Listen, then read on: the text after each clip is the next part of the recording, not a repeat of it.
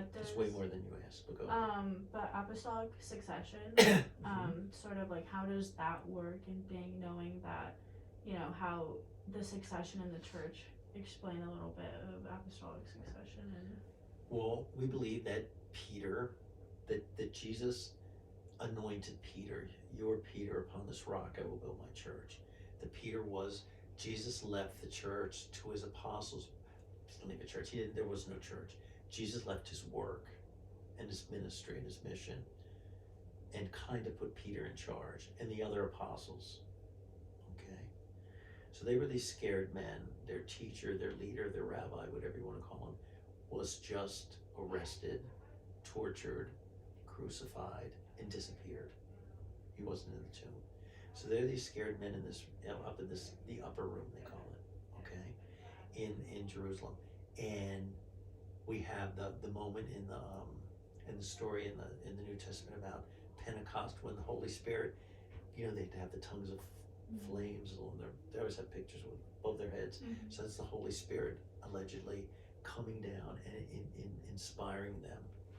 And they basically, this makes it very simplistic, they were scared men in the room. They came out and went and preached about Christ, about Jesus, all over the world. They went to all different parts of the known world. Okay, so something happened. We don't know what happened, but something happened that turned, that they had this epiphany that turned them who they are.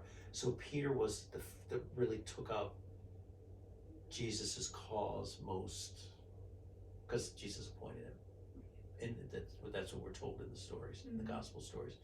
St. Paul did a lot too, but St. Paul was around with Jesus, but he had a vision of Jesus from the horse. Remember, he's thrown off the horse and all.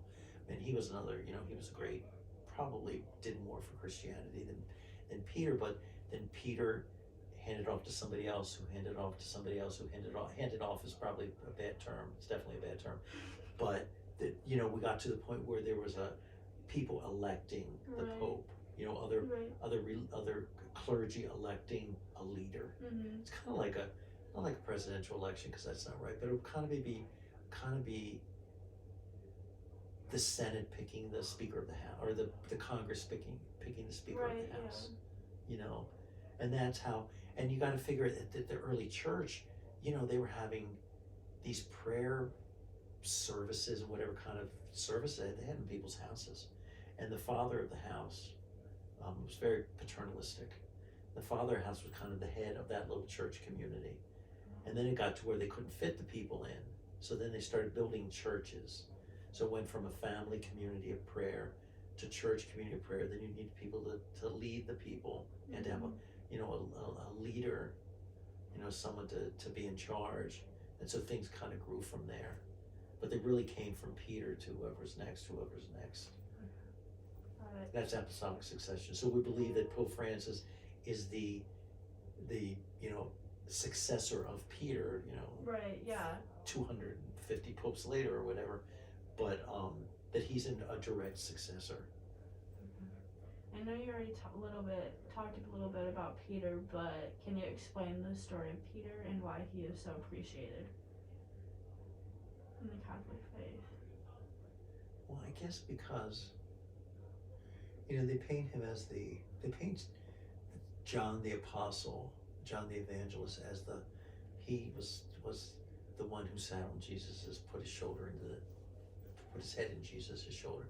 But Peter's sort of the brusque one. He's the one that kind of to take charge, the one, I will never deny you, and then he denies him 3 times. And, I just think he's the kind of the charismatic leader that followed Jesus. So I think he's appreciated for that.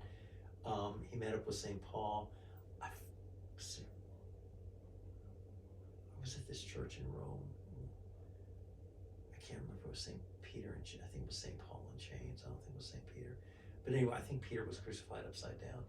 But he was the first pope. So he was the first significant leader that people respected, and other Jews that became sort of moved. So when this all started, Jesus was Jewish, so it was all Jewish. These are all Jews, right? All these people. Then they started breaking off till they became Jews who followed Jesus, but Jesus was still a Jew, so you're like a Jew following another Jew. But they're kind of starting to have a movement that kind of broke away from the traditional Jewish rabbis and Pharisees and all these people that kind of had these high positions in the Jewish church and started forming their own. And then the big question came up about Jewish rituals. So a big one was circumcision. And it was decided with St. Paul that to be a Christian or to follow Jesus, you didn't need to be circumcised. You didn't need to do these purity rites and different things. That you could still be, I can't remember when the name Christian actually came to be, but that you could follow Jesus differently than the Jewish rite, because you didn't have they have all these purity rules about eating meat and all this. Right, yeah. Circumcision was a big one because it comes up a lot in history, but like I said, because it's such a personal thing. But that, so the first converts to so-called Christianity are all Jews, and then Paul was the one that started saying, what about people that are Gentiles, anybody that's not a Jew? When I say the word Jew, it sounds so like derogatory or something, like the Jews, but I hate that. But so Paul was really a convert to people that weren't Jewish. That was his big thing. Good to know. And then, how does one go to heaven? Good to know. Good to know. How does one go to heaven? Yeah. I think we all go to heaven. Really? Yeah, I do. I think we all go to heaven. I wouldn't say it's maybe I wouldn't say maybe it's did you ever play Monopoly? Yeah. Okay. What is it? Do not stop. What's that? What's the card that says go directly to jail, do not stop? I don't think it's like we automatically shoot up to heaven. I believe in a God that forgives us before we even think about forgiveness. We're already forgiven. You know, but I do think that we have free will here and we have consciousness. And so there has to be a reason for that. And so I don't know if it's that we come face to face with God for a moment and we see our life flash before our eyes. You know, no one is the worst thing a person's ever done isn't all the only thing about that person. So maybe that have some form of that we see our life and the disappointment in God and stuff, but I think we all end up in heaven. Right. And I know people would disagree with me because they think, how can like an Adolf Hitler or a Donald Trump end up in heaven?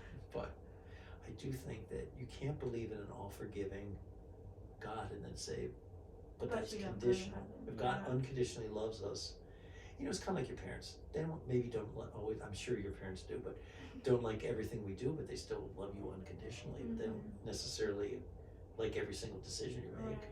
You know. Yeah, he's not gonna pick and choose who gets Right. to go and who doesn't. Right.